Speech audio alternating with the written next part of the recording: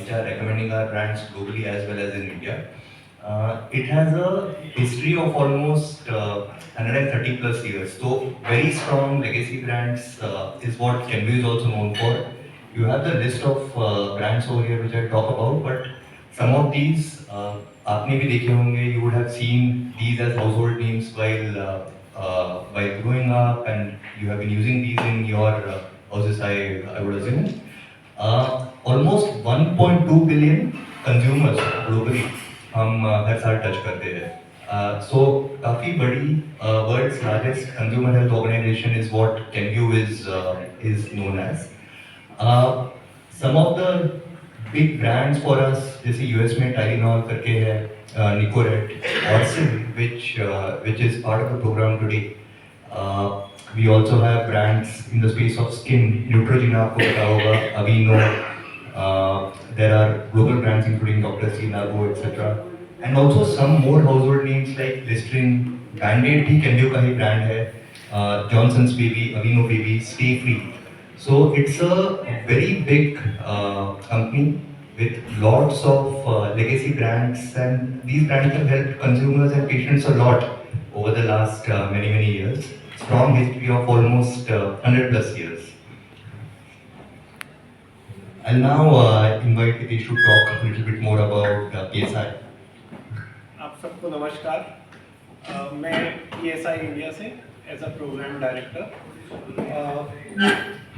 हम लोग यहाँ पर जो साथ जुड़े हैं Kenvue के साथ, वो एक CSR ग्रांट के थ्रू जुड़े हैं Kenvue के साथ.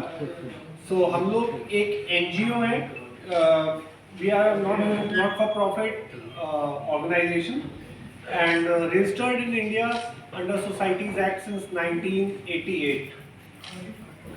हम लोग का जो मिशन है वो to serve the underserved people in the community and bringing healthcare to them at more affordable and making it more affordable for them by strengthening the public health system. So within public health system में जो services हैं वो कैसे और अच्छे से मिले community को, उसमें गवर्नमेंट के साथ मिलकर साथ में काम करके सपोर्ट करके ये हमारा एंडेवर रहता है.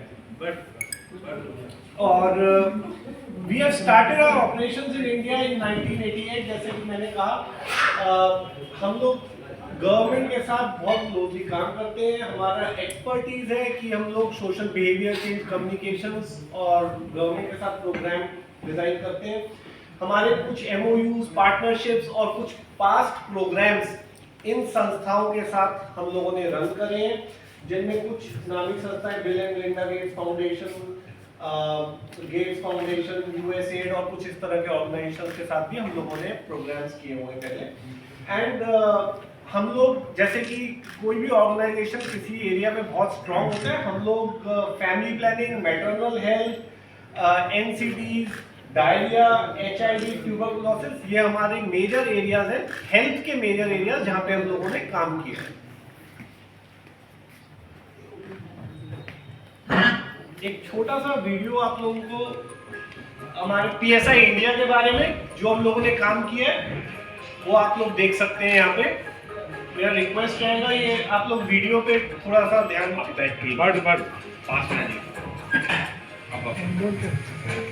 तो ये वीडियो आप लोग देखिएगा.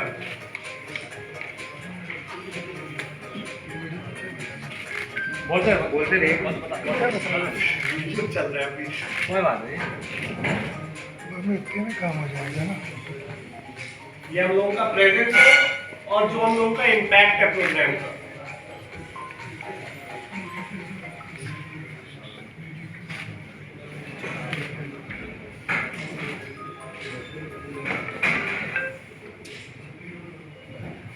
अभी डायरिया के बारे में थोड़ा सा बात करते हैं. सो globally 1.7 million cases of diarrhea are reported every year. This is as per WHO. हर साल 1.7 बिलियन केसेस होते हैं. इंडिया में diarrhoea is the third leading cause of death for children under 5 years. 5 साल तक के बच्चों में डायरिया तीसरा सबसे बड़ा कारण है डेथ का।